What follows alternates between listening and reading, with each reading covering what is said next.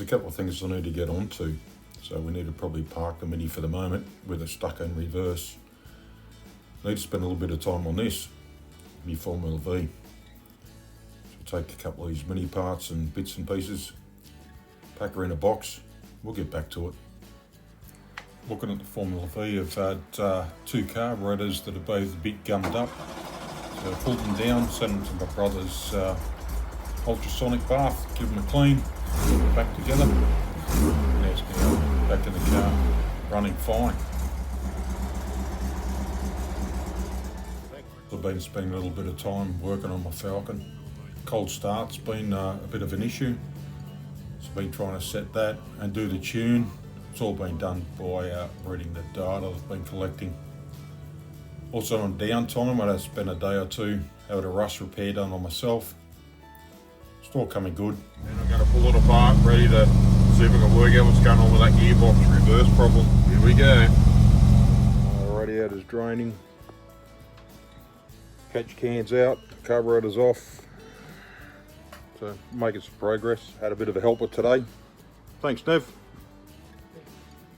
So at this point we've got exhaust inlet manifolds off. Steady, that's steady, they're both out. Take this plate off and have a look in here. I've just lifted this off. Now I'm fairly certain those bits shouldn't be in there. Those bits should be in here. Push down on this lever and see what happens.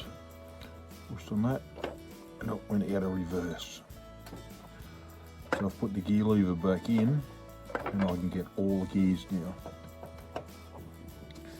So maybe I was right with that plate and the anti-rattle components sitting in the bottom of the plate that's jammed it up. So what do? I'll put it back together, straighten that spring up, get that cut back in the end of the gear lever, put the gear lever back in and make sure it's going through the gears. Then if it goes through the gears, that's going back together. So you can see the damage on the end of that where it's been underneath that selector.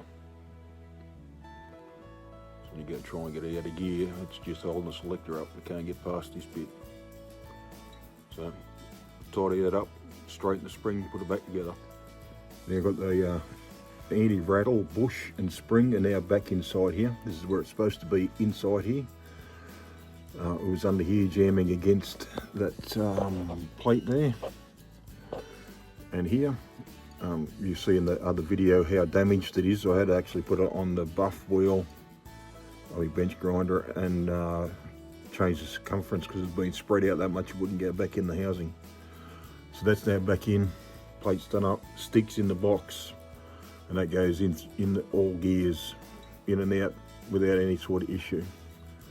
So I'm going to put it back together, we'll drive it and see what happens.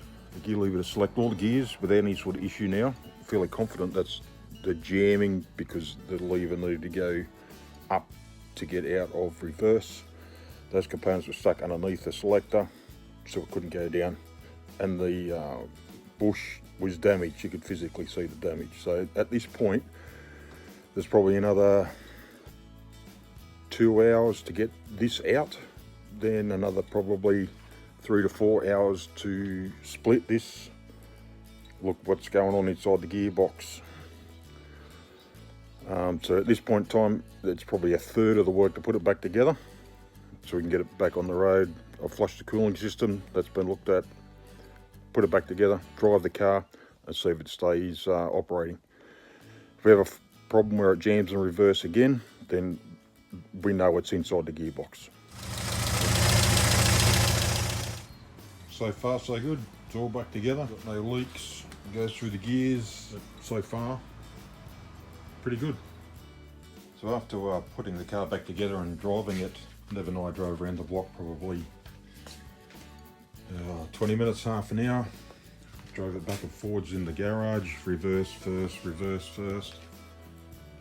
Drove around the block a few times. Reverse was selecting fine and disengaging fine. The following morning, we had a car display on, so I thought I'd grab the car, go and collect Nev. take him for a drive so he could enjoy the car and enjoy a sunny day. So I backed it towards the end of the garage, which is just down there. That's where it stopped. Wouldn't come out of reverse. So next step, take this out again, strip it. We're going to send the gearbox away and get them to go through the whole gearbox and recondition it. I don't know why it's stuck in reverse, and we are really running out of time.